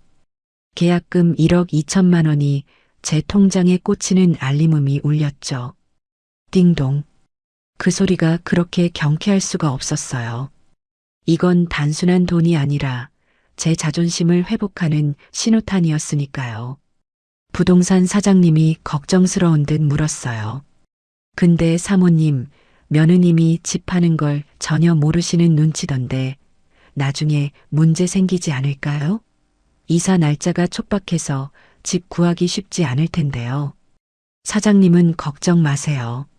제가 알아서 합니다. 법적으로 하자가 있는 것도 아니잖아요. 잔금 날짜에 집만 비워주면 되는 거니까요. 저는 계약서를 챙겨 들고 일어났어요. 집으로 돌아오는 차 안에서 저는 라디오를 크게 틀고 흥얼거렸어요. 유성미가 쓸고 닦은 그 집은 이제 남의 집이 되었어요. 그것도 모르고 오늘 저녁에 남편한테 자기야, 우리 집 생긴대 하며 김칫국을 사발로 마시고 있을 걸 생각하니 아주 고소해서 미칠 지경이었죠. 일주일이 지났어요. 저는 그동안 아무 연락도 하지 않고 조용히 지냈어요. 폭풍전야의 고요함을 즐겼죠. 그러다 유성미한테서 안달난 문자가 오기 시작했어요. 어머니, 혹시 결과 나왔나요? 서류 준비는 잘 되어 가세요? 어머니, 바쁘신가 봐요? 연락이 없으셔서 궁금해요. 저는 답장을 하지 않았어요. 그리고 계약 후 정확히 열흘이 지났을 때 아들 대식이와 며느리 유성미를 저녁 식사에 초대했어요. 오늘 저녁에 집으로 와라. 할 얘기가 있다. 두 사람은 할 얘기라는 말에 드디어 올 것이 왔다고 생각했나 봐요. 저녁 7시 두 사람은 양손에 과일 바구니와 한우 세트를 들고 나타났어요. 지난번 제 생일 때 빈손으로 와서 간장밥을 먹이던 것과는 천지 차이였죠. 어머니, 이거 드세요. 2+1 한우로 사왔어요. 어머니 기력 보충하셔야죠. 대식이가 싱글벙글하며 고기를 내밀었어요. 유성미는 옆에서 아양을 떨었고요. 어머니, 제가 오늘 오면서 백화점 들러서 어머니 스카프도 하나 샀어요. 이거 신상인데 어머니한테 딱 어울릴 것 같아서요. 저는 그들이 내민 선물들을 식탁 한 구석에 밀어두고 소파에 앉으라고 했어요. 앉거라. 밥은 됐고 차나 한 잔 마시자. 분위기가 심상치 않다는 걸 느꼈는지 두 사람의 표정이 살짝 굳더군요. 저는 미리 준비해둔 따뜻한 녹차를 한 모금 마시고 테이블 밑에서 서류 봉투 하나를 꺼내 던지듯 내려놓았어요. 이게 뭐예요, 어머니? 증여 계약서예요? 유성미가 눈을 반짝이며 봉투를 집어들었어요. 그리고 서류를 꺼내 읽기 시작했죠. 그런데 읽어내려가는 유성미의 눈동자가 점점 흔들리더니 얼굴이 사색이 되어갔어요. 옆에서 같이 보던 대식이도 입을 떡 벌렸죠. 매매 계약서? 엄마, 이게 뭐예요? 집을 팔았어요? 대식이가 떨리는 목소리로 물었어요. 유성미는 믿을 수 없다는 듯 소리쳤어요. 어머니, 이게 무슨 소리예요? 우리 집을 파셨다니요? 증여해 주신다고 했잖아요. 세금 알아보신다고 감정평가도 하러 왔었잖아요. 저는 찻잔을 내려놓으며 아주 차분하고 냉정하게 말했어요. 증여? 내가 언제 그런 말을 했니? 너희가 하도 징징대길래 생각해 본다고 했지. 근데 생각해 보니까 그럴 필요가 없겠더라. 너희 사돈 생신 때 보니까 12만 원짜리 밥 사 먹을 정도로 돈 많던데 굳이 내가 집까지 줄 필요가 있나 싶어서. 네. 그게 무슨 아니. 그럼 그때 그 사람들은 감정평가사가 아니라. 그래, 집 보러 온 사람들이었다. 너가 청소를 아주 잘해놔서 집이 금방 팔리더구나. 고맙다, 며느리야. 덕분에 시세보다 좀 싸게 내놨더니 바로 계약되더라. 유성미의 얼굴이 불그락푸르락해지더니 숨을 헐떡였어요. 배신감과 충격에 말이 제대로 안 나오는 것 같았죠. 어머니, 어떻게 이러실 수가 있어요? 저한테 거짓말하신 거예요? 저를 속이고 집을 파셨다고요? 그럼 우리는요? 우리는 어디 가서 살라고요? 그건 너희가 알아서 해야지. 계약서 봐라. 잔금 날짜가 다음 달 15일이다. 그때까지 방 빼줘야 한다. 하루라도 늦으면 위약금 물어야 하니까 서둘러라. 대식이가 무릎을 꿇고 매달렸어요. 엄마, 왜 이러세요? 우리가 뭘 잘못했다고. 갑자기 나가라고 하면 우리 진짜 길바닥에 나앉아요. 애들은 어떡하고요? 뭘 잘못했냐고? 너희 정말 몰라서 묻는 거냐? 저는 싸늘하게 웃으며 대식이와 유성미를 번갈아 쳐다봤어요. 내 생일날 너희가 나한테 준 게 뭐였지? 간장 종지 하나랑 식은 밥 아니었냐? 웰빙이니 추억이니 떠들면서 나를 조롱했지. 그때 내가 먹은 건 밥이 아니라 피눈물이었다. 너희 장모는 게장 먹고 나는 간장 먹는데 내가 미쳤다고 너희한테 12억짜리 집을 주겠니?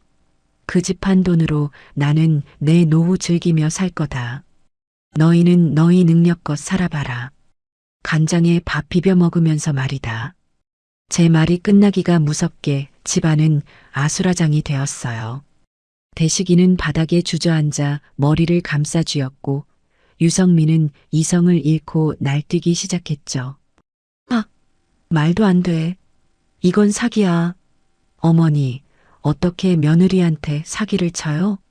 내 집 내놔요. 그거 원래 우리 주기로 한 거잖아. 내가 그 집에서 7년을 살았는데 내 청춘이 다 들어간 집인데. 유성미는 식탁 위에 있던 찻잔을 바닥으로 쓸어버렸어요.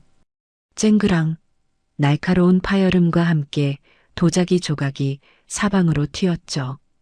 그녀는 제 멱살이라도 잡을 기세로 달려들었어요. 당장 계약 취소해요. 위약금이 얼마든 상관없으니까 취소하라고요. 안 그러면 나 여기서 죽어버릴 거야. 저는 꿈쩍도 하지 않고 핸드폰을 들어 112를 눌렀어요. 여보세요? 경찰이죠? 여기 지금 남의 집에 와서 기물을 파손하고 행패 부리는 사람이 있어서요. 주거 침입이랑 재물 손괴로 신고합니다. 네, 빨리 와주세요. 경찰을 불렀다는 말에 대식이가 기겁을 하며 말렸어요. 엄마, 경찰이라니요. 며느리한테 경찰을 부르는 시어머니가 어디 있어요. 성미야, 너도 그만해. 일단 진정해. 이거 나 진정하게 생겼어? 집이 날아갔는데 저 노망난 늙은이가 우리 뒤통수를 쳤잖아.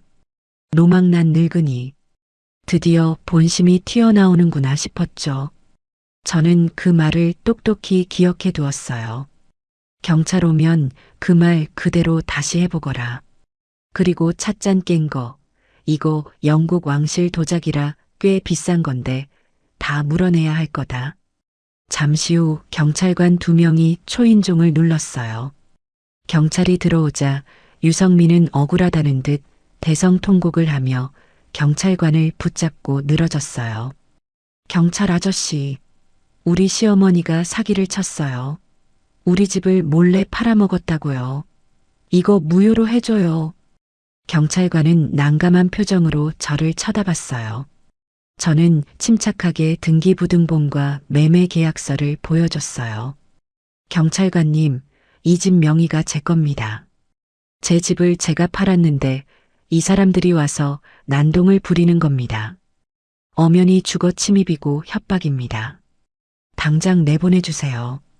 서류상 명백히 제 소유였기에 경찰도 어쩔 수 없었죠. 아주머니, 명의자가 어르신이면 어쩔 수 없습니다. 여기서 이러시면 처벌받아요. 일단 나가서 대화로 해결하세요. 결국 유성미와 김대식은 경찰의 손에 이끌려 쫓겨나다시피 밖으로 나갔어요. 현관문이 닫히기 전 유성미가 악에 받쳐 소리쳤어요. 두고 봐요. 내가 이대로 당할 것 같아요? 우리 엄마한테 다 말할 거야. 어머니가 며느리 등쳐먹었다고 소문 다 낼 거라고요. 그들이 쫓겨나고 1시간쯤 지났을까요? 예상대로 전화벨이 울렸어요.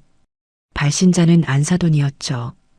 유성미가 쪼르르 달려가서 고자질을 한 모양이었어요.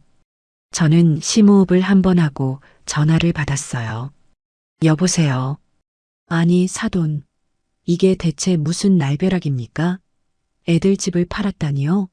내 살다 자식 사는 집을 뺏는 부모는 처음 봅니다. 안사돈의 목소리는 잔뜩 흥분해 있었어요. 점잖은 척하던 평소의 모습은 온데간데 없었죠. 뺐다니요? 제 집을 제가 처분한 겁니다. 사돈이 무슨 자격으로 이래라 저래라 하십니까? 아무리 그래도 그렇지 멀쩡히 잘 사는 애들을 길바닥으로 내몰면 어떡합니까? 우리 성미가 울고불고 난리가 났어요. 걔가 화병이라도 나면 사돈이 책임질 겁니까? 당장 계약 취소하고 애들 살게 해주세요. 노인네가 혼자 살면서 돈 욕심이 왜 그렇게 많아요? 말하는 본새가 딸이랑 똑같더군요. 저는 코웃음을 쳤어요. 돈 욕심이라 사돈. 지난번 생신 때 게장 아주 맛있게 드셨다면서요? 1인분에 12만 원이나 하는 거 사위 돈으로 배 터지게 드시고 좋으셨습니까? 그건 사위가 사준다길래 먹은 거지. 그게 무슨 상관입니까? 상관이 있죠. 사돈은 딸 교육을 어떻게 시켰기에 시어머니 생일에는 간장에 밥 비벼 먹으라고 가르칩니까? 저는 내 집 주고 생활비 대주면서도 며느리한테 간장밥 얻어먹었습니다. 근데 사돈은 뭐 해주셨습니까? 해준 것도 없이 비싼 밥 얻어먹고 유세는 다 떠시더니 이제 와서 집 내놓으라니 양심이 없어도 너무 없는 거 아닙니까? 뭐라고요? 간장밥이라니 우리 성미가 그럴 애가 아닌데. 안사돈은 당황했는지 말을 더듬더군요. 못 믿으시겠으면 딸한테 물어보세요. 시어머니 생일상에 간장 올렸냐고. 저는 그 밥값으로 집값 퉁친 겁니다. 억울하면 사돈이 집 한 채 사주시죠? 딸 사랑이 그렇게 지극하신데 그 정도는 하실 수 있잖아요. 아니, 사돈. 말씀이 너무 지나치시네. 누가 집을 사달래? 그냥 살던 대로 살게 해달라는 거지. 싫습니다. 내 재산 내 맘대로 하겠다는데 불만 있으면 법대로 하세요. 그리고 앞으로 전화하지 마세요. 교육 잘못 시킨 딸 데려가서 가르치시든가요. 저는 대꾸할 가치도 없어서 전화를 끊고 바로 수신 차단을 해버렸어요. 속이 다 시원하다는 게 이런 기분인가 봐요. 10년 묵은 체증이 내려가는 것 같았죠. 한편 쫓겨난 대식과 유성민은 근처 카페에 앉아 머리를 싸매고 있었어요. 현실을 직시해야 했으니까요. 대식 씨, 우리 어떻게? 진짜 나가야 하는 거야? 유성민은 눈이 퉁퉁 부어서 물었어요. 대식이는 한숨만 푹푹 쉬며 계산기를 두드리고 있었죠. 엄마 성격에 빈말 하실 분 아니야. 진짜 팔린 거야. 한 달 안에 이사 가야 해. 그럼 전세라도 알아봐야지. 우리 모아둔 돈 얼마 있어? 유성미의 질문에 대식이의 표정이 어두워졌어요. 모아둔 돈? 너가 통장 관리했잖아. 얼마나 있는데? 아니 나는 자기가 월급 들어오면 생활비 쓰고 적금 붓는 줄 알았지. 무슨 소리야? 너가 카드값 메꿔야 한다고 내 월급 다 가져가고 엄마가 주는 생활비 카드로 다 썼잖아. 적금 깰 거라도 없어? 사실 두 사람은 저축이 빵원이었어요. 제가 집도 공짜로 살게 해주고 생활비 카드까지 줬으니 돈 모으기가 쉬웠을 텐데 유성미의 씀씀이가 문제였죠. 명품 가방 사고 아이들 영어 유치원 보내고 호캉스 다니느라 번 돈을 족족 다 써버린 거예요. 그럼 보증금은? 우리 지금 당장 융통할 수 있는 현금이 얼마야? 유성미가 손을 떨며 뱅킹 앱을 열어봤어요. 잔고는 처참했어요. 마이너스 통장 한도까지 꽉 차 있었고 현금은 300만 원 남짓이 전부였죠. 300만 원으로 내 식구가 어디 가서 살아? 말도 안 돼. 유성민은 비명을 질렀어요. 40평 아파트에서 떵떵거리고 살다가 갑자기 보증금 300만 원짜리 월세방을 알아봐야 하는 처지가 된 거죠. 장모님한테 좀 빌릴 수 없어? 지난번에 게장도 사드렸는데 좀 도와주시겠지. 대식이가 지푸라기라도 잡는 심정으로 물었어요. 유성민은 아까 제 전화를 받고 난리친 엄마의 반응을 떠올리며 고개를 저었어요. 엄마가 돈 없대. 오빠네 가게 확장한다고 거기 다 보태줬대. 그리고 어머니가 전화해서 뭐라고 하셨는지 엄마가 나보고 당분간 연락하지 말래. 쪽팔린다고. 친정 엄마마저 등을 돌린 거예요. 게장 먹을 땐 효녀더니 돈 필요하다니 남이 되는 현실. 유성민은 엎드려 울기 시작했어요. 나 어떡해. 나 이런 데서 못 살아. 어머니한테 다시 가서 빌어볼까? 경찰까지 불렀는데 받아주겠냐? 일단 싼 방이라도 알아봐야 해. 당장 다음 달이 이사야. 두 사람은 화려한 카페 조명 아래서 세상에서 제일 초라한 모습으로 앉아 있었어요. 그동안 제가 만들어준 온실이 깨지자마자 몰아치는 비바람을 맨몸으로 맞게 된 거죠. 시간은 야속하게도 빨리 흘러 이사 날짜가 되었어요. 한 달 동안 두 사람은 대출을 알아보러 다녔지만 이미 대출 한도가 꽉 차 있어서 1금융권은커녕 저축은행에서도 거절당했어요. 결국 서울 외곽 경기도 끝자락에 있는 낡은 빌라 1층, 그것도 방 2개짜리 좁은 월세방을 겨우 구했죠. 보증금 500에 월세 60, 보증금 200이 모자라서 대식이가 회사 동료한테 사정사정해서 빌렸다고 하더군요. 이사 당일 저는 아파트에 가지 않았어요. 대신 부동산 사장님한테 위임해서 잔금 처리와 명도 확인을 부탁했죠. 들리는 말로는 아주 난리도 아니었다고 해요. 40평 아파트에 채워놨던 그 많은 짐들이 15평 좁은 빌라에 들어갈 리가 없죠. 유성미가 아끼던 이태리제 수입 소파, 6인용 식탁, 킹사이즈 침대는 가져갈 수가 없어서 중고 업체에 헐값에 넘기거나 폐기물 스티커를 붙여서 버려야 했대요. 아저씨, 이거 얼마짜린 줄 아세요? 이걸 5만 원에 가져간다고요? 말도 안 돼. 유성미가 중고 가구 수거 기사한테 악을 썼지만 기사님은 콧방귀를 꼈대요. 아줌마, 이거 다 유행 지난 거고 덩치만 커서 가져가는 인건비도 안 나와요. 싫으면 그냥 버리시든가. 결국 울며 겨자 먹기로 다 넘겼죠. 옷도 문제였어요. 드레스룸을 가득 채웠던 유성미의 명품 옷들과 코트들은 가져갈 공간이 없어서 박스에 구겨 넣거나 헌옷 수거함에 버려야 했어요. 이사간 집은 처참했어요. 엘리베이터도 없는 빌라 1층인데 빛도 잘 안 들어오고 습한 냄새가 났죠. 이삿짐 센터 직원들이 짐을 대충 구겨 넣고 가버리자 방 안은 발 디딜 틈도 없이 박스로 가득 찼어요. 으앙, 엄마, 여기 냄새나. 나 집에 갈래. 아이들이 울음을 터뜨렸어요. 유성민은 주저앉아 멍하니 천장만 바라봤어요. 천장 구석에는 거미줄이 쳐져 있었고 벽지에는 곰팡이가 피어 있었죠. 여기가 우리 집이라고? 자기가 무시했던 시어머니의 그늘이 얼마나 넓고 쾌적했는지 그늘 밖으로 쫓겨나고서야 뼈저리게 느낀 순간이었어요. 이사는 했지만 당장 먹을 게 없었어요. 유성민은 습관처럼 지갑을 들고 집 앞 편의점으로 갔어요. 아이들이 배고프다고 칭얼거려서 과자랑 우유, 컵라면을 잔뜩 골랐죠. 그리고 계산대에서 카드를 내밀었어요. 그 카드는 제가 생활비 쓰라고 줬던 가족 카드였어요. 잔액 부족입니다. 알바생의 건조한 목소리에 유성민은 당황했어요. 네, 그럴 리가 없는데요. 다시 한번 긁어봐 주세요. 한도 넉넉한 건데. 손님, 거래 정지 카드라고 뜨는데요.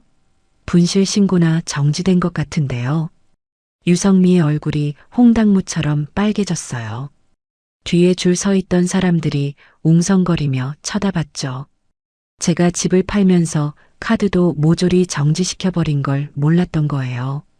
아, 저 다른 카드로 할게요.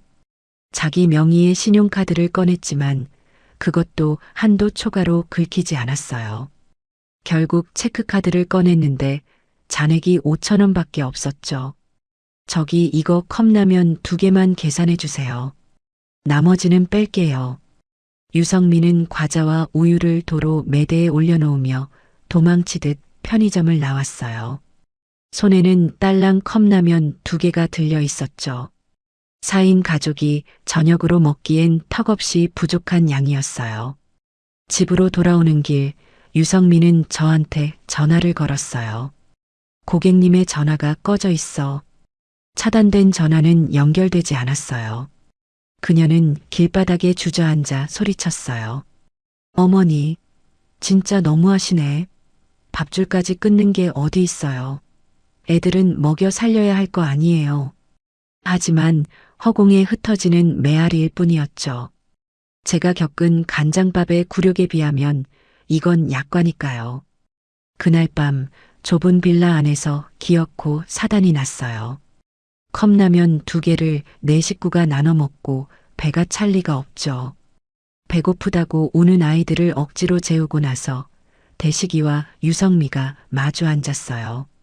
야, 너 카드 왜 안 돼? 내가 준 생활비 다 어디 갔어? 대식이가 짜증 섞인 목소리로 물었어요. 하루 종일 이사하느라 힘들고 배도 고프니 예민해진 거죠. 오빠가 준 돈? 그 쥐꼬리만한 월급으로 생활이 될 것 같아? 어머니 카드로 돌려막기 하고 있었는데 어머니가 그걸 끊어버리셨잖아. 그러니까 왜 엄마한테 밉보여서 이 고생을 시키냐고. 너가 평소에 좀 잘했으면 엄마가 집을 팔았겠어? 사돈생신 때도 그래. 적당히 좀 하지. 12만 원짜리 게장을 얻어먹고 엄마한테는 간장밥을 줘? 너 진짜 제정신이야? 대식이도 이제야 제정신이 들었는지 유성미를 몰아세웠어요. 그러자 유성미가 눈을 부릅뜨고 대들었어요. 뭐, 이제 와서 내 탓이야? 너는 뭐 했는데? 너는 옆에서 밥 안 비벼 먹었어? 족발 시키라고 한 게 누군데? 너도 공범이야. 그리고 엄마가 널 얼마나 무시했으면 집을 뺏어가. 너가 능력이 없으니까 이런 꼴 당하는 거잖아. 남들은 남편 잘 만나서 호강하는데 나는 이게 뭐야? 뭐라고? 능력? 야, 너 그동안 내 등골 빼먹고 우리 엄마 돈으로 명품 휘감고 살았잖아. 그 가방 팔면 쌀이 몇 가마니야? 당장 그 가방 내놔. 팔아서 생활비 하게. 대식이가 유성미가 아끼는 샤넬 가방을 뺏으려 들었어요. 안 돼. 이건 내 자존심이야. 손대지 마. 이게 미쳤나 진짜. 당장 내놔. 좁은 방 안에서 두 사람은 서로 머리채를 잡고 뒹굴었어요. 박스가 무너지고 물건들이 쏟아졌죠. 옆방에서 자던 아이들이 깨서 울고불고 난리가 났어요. 아이들의 비명소리에 두 사람은 씩씩거리며 떨어졌어요. 대식이는 헝클어진 머리를 쓸어넘기며 뱉듯이 말했어요. 지긋지긋하다 진짜. 이럴 거면 이혼해. 애들은 내가 키울 테니까 너 나가. 이혼? 그래. 나도 너 같은 놈이랑 못 살아. 당장 갈라서. 바닥을 치니 밑바닥 인성이 다 드러나는 순간이었어요. 사랑해서 결혼한 게 아니라 제 돈과 배경을 보고 살았던 부부의 말로는 이렇게 처참했죠. 그 시각 저는 제 명의로 된 오피스텔에서 와인을 한 잔 마시고 있었어요. 사실 예전부터 투자용으로 사둔 작은 거처가 있었거든요. 통장에는 10억이 넘는 현금이 들어 있었고 창밖으로는 화려한 야경이 펼쳐져 있었죠. 핸드폰으로 유성미의 SNS를 들어가 봤어요. 항상 화려한 음식과 쇼핑 사진으로 도배되던 피드가 며칠째 조용하더군요. 이제 시작이다, 얘들아. 간장 맛이 어떠니? 좀 짜지? 저는 와인 잔을 부딪히며 혼잣말을 했어요. 그들의 불행이 저에게는 최고의 안주였으니까요. 사람 사는 일이란 게 참으로 알다가도 모를 일이죠. 불과 한 달 전까지만 해도 제 카드로 긁은 명품 옷을 휘감고 백화점 문턱이 닳도록 드나들던 며느리가 이제는 동네 재활용 수거함 앞을 기웃거리고 있다는 소식을 들었거든요. 제가 굳이 사람을 시켜 뒷조사를 한 것도 아니에요. 동네라는 게 생각보다 좁아서 발없는 말이 천리를 가더군요. 특히 남의 불행만큼 재미있는 안주거리가 없잖아요. 평소 유성미의 그 콧대 높은 꼴을 고깝게 보던 동네 아줌마들이 신이 나서 저에게 실시간으로 중계를 해주더라고요. 어머, 현자 씨. 그거 들었어? 그 집 며느리 말이야.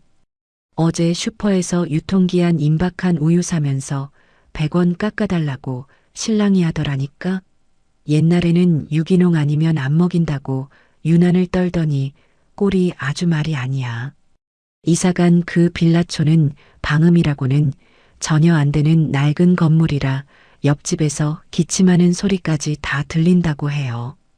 밤마다 그 집에서 고성이 오가고 물건 깨지는 소리가 들려서 이웃들이 민원을 넣고 난리도 아니랍니다.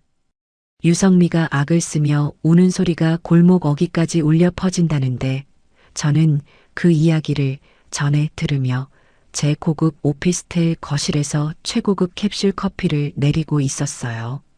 향긋한 커피 향과 함께 전해지는 그들의 비명소리가 제게는 마치 승전보를 알리는 나팔 소리처럼 달콤하게 들리더군요. 제가 너무 매정한가요? 아니요. 이건 인과응보라는 사자성어가 현실이 된 것뿐이에요. 본격적으로 돈줄이 마르자 유성민은 결국 마지막 자존심을 버리고 사고를 쳤다고 해요. 친정에 손을 벌리러 간 거죠. 평소 엄마 하면서 끔찍하게 챙기던 그 효심 깊은 딸이 찾아갔으니 친정 엄마가 따뜻하게 맞아주었을까요? 천만에요. 제가 들은 바로는 아주 가관도 아니었답니다. 유성미가 친정집 현관문 앞에서 문을 두드리며 애원을 했대요. 엄마, 나야 성미야. 문 좀 열어줘. 나 지금 당장 쌀 돈도 없어. 애들 밥은 먹여야 할 거 아니야. 오빠 가게 차려줄 때 엄마가 노후 자금 깼다며. 나한테도 5천만 원만 빌려줘. 아니, 3천만 원이라도 좋아. 나중에 대식이 다시 자리 잡으면 이자 쳐서 갚을게. 제발 문 좀 열어줘. 그렇게 울부짖었는데 안사돈의 반응이 아주 압권이었대요. 문은 열어주지도 않고 인터폰으로만 대화를 했다는데 그 목소리가 어찌나 차갑고 매정한지 한겨울 삭풍 같았다고 하더군요. 너는 시집간 지가 언젠데 아직도 친정에 손을 벌리니. 네 오빠는 우리 집안 기둥이고 장손이니까 내가 밀어주는 게 당연하지. 너는 출가회인 아니냐. 그리고 내가 동네방네 소문 다 들었다. 너가 시어머니한테 얼마나 못되게 굴었으면 집까지 팔아서 너희를 내쫓았겠니. 시어머니 생일상에 간장 올렸다는 게 사실이야. 내가 창피해서 얼굴을 들고 다닐 수가 없다. 내가 너를 그렇게 가르쳤니? 안사돈은 자기 체면 구겨진 것만 걱정하더래요. 제 생일날 12만 원짜리 게장 얻어먹을 때는 옆에서 사위 최고라고 부추기던 양반이 이제 와서 딸을 남 취급하다니요. 유성민은 그 자리에서 배신감에 치를 떨며 현관문을 발로 차고 소리를 질렀대요. 엄마가 어떻게 나한테 이럴 수 있어. 그 비싼 게장 사줄 땐 입이 찢어지게 좋아하더니 돈 없으니까 이제 딸도 아니야? 엄마도 똑같아. 내가 누구 때문에 시댁돈 빼돌려서 엄마 용돈 줬는데 엄마가 나한테 이럴 수는 없는 거야. 하지만 돌아온 건 경찰 부르겠다는 안사돈의 싸늘한 경고뿐이었죠. 결국 유성민은 빈손으로 아니 찢어진 가슴을 부여잡고 돌아설 수밖에 없었어요. 그 좋아하던 엄마한테 버림받은 심정이 오죽했을까요? 아마 제가 느꼈던 배신감의 딱 절반 정도는 느꼈을 겁니다. 친정에서도 버림받고 남편 월급은 카드값 압류 들어오기 직전이고 결국 유성민은 생전 해본 적 없는 육체노동의 현장으로 내몰렸어요.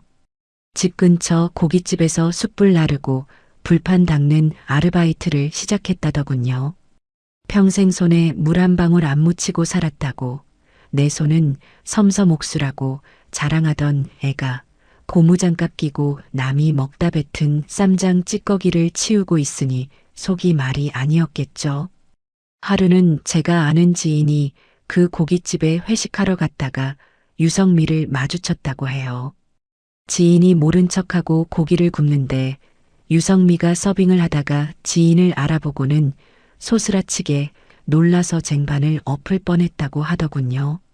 지인은 짐짓 모르는 척하며 여기 불판 좀 갈아주세요 하고 불렀는데 유성미가 모자를 푹 눌러쓰고 고개도 못 든 채 네 알겠습니다 하고 기어들어가는 목소리로 대답하더래요.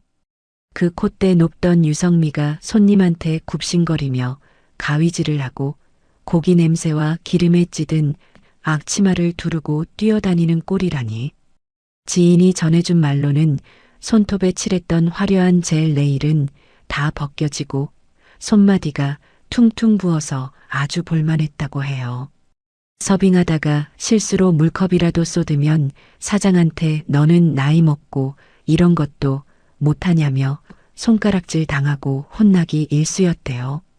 그 자리에서 죄송합니다 하고 고개를 숙이는데 예전 같으면 바로 앞치마 던지고 나갔을 성미가 목구멍이 포도청이라 참고 또 참더라는 거예요. 그렇게 지옥 같은 하루를 보내고 집에 돌아가면 또 다른 지옥이 기다리고 있었겠죠. 아들 김대식은 퇴근하고 오면 집 좁다고 짜증, 밥상 부실하다고 짜증, 애들 온다고 짜증만 내니까요. 유성미도 하루 종일 식당에서 시달리고 왔는데 남편이 그러니 곱게 말이 나갈 리가 없죠. 너는 내가 밖에서 무슨 꼴 당하고 왔는지 알기나 해? 하루 종일 서 있어서 다리가 퉁퉁 부어 터질 것 같아. 너는 사무실에 앉아서 일하니까 편하지? 나는 남의 비위 맞추느라 죽는 줄 알았어. 너의 그 무능력 때문에 내가 이 나이에 고깃집에서 불판을 닦아야겠어? 그러면 김대식도 지지 않고 받아쳤겠죠. 그동안 쌓인 게 얼마나 많겠어요. 누가 무능력하다는 거야? 내가 벌어다 준 돈 다 어디다 썼어? 엄마가 준 카드로 명품 사고 호캉스 다니면서 백화점 VIP 놀이할 때는 좋았지? 그때 조금이라도 모아놨으면 우리가 이 꼴이 됐겠어? 너가 우리 엄마한테 간장밥만 안 줬어도 나는 지금쯤 따뜻한 아파트에서 다리 뻗고 자고 있었을 거야. 너의 그 썩어 빠진 인성이 우리 인생을 말아먹은 거라고. 매일 밤이 전쟁이었을 거예요. 아이들은 엄마 아빠 싸우는 소리에 공포에 질려 이불을 뒤집어 쓰고 울고 좁은 방구석에서 피할 곳도 없이 서로의 바닥을 확인하는 시간들. 사랑은 돈이 있을 때나 지켜지는 거라는 걸 그들은 뼈저리게 배우고 있었을 겁니다. 유성민은 밤마다 울면서 제 생각을 했을까요? 아니면 여전히 저를 원망하고 있었을까요? 아마 처음에는 원망했겠지만 하루하루 몸이 부서져라 일하고 통장 잔고가 바닥을 칠수록 제 존재가 얼마나 거대했는지, 제가 쳐주었던 울타리가 얼마나 안락했는지 처절하게 깨닫게 되었을 거예요. 저는 그 시각 새로 인테리어한 제 집 거실 안마 의자에 앉아 편안하게 휴식을 취하고 있었어요. 아들 내외가 살던 아파트를 판 돈과 제 여유 자금을 합쳐서 평소 살고 싶었던 한강 뷰가 끝내주는 고급 주방 복합으로 이사를 했거든요. 창밖으로 한강의 야경이 보석처럼 반짝이고 아침마다 호텔 조식처럼 밥이 나오는 곳이죠. 청소도 업체에서 와서 다 해주니 손 까딱할 필요가 없어요. 저는 백화점 문화센터에 등록해서 꽃꽂이도 배우고 친구들과 온천 여행도 다니며 제2의 인생을 만끽하고 있었어요. 며느리가 고깃집 불판을 닦으며 흘린 땀방울만큼 저는 최고급 사우나에서 땀을 빼며 피부 관리를 받았죠. 자식 농사 망쳤다고 우울해할 필요가 없었어요. 내 인생은 나의 것이고 돈이 있으니 자식보다 더 든든한 효자가 제 곁에 항상 있는 셈이니까요. 그렇게 계절이 바뀌고 찬 바람이 불기 시작할 무렵이었어요. 아들 김대식에게서 연락이 왔어요. 전화가 아니라 장문의 문자였죠. 평소 같으면 엄마 돈 좀 줘라는 내용이었겠지만 이번엔 달랐어요. 어머니, 저 대식입니다. 잘 지내시죠? 저는 더 이상 성미랑 못 살겠습니다.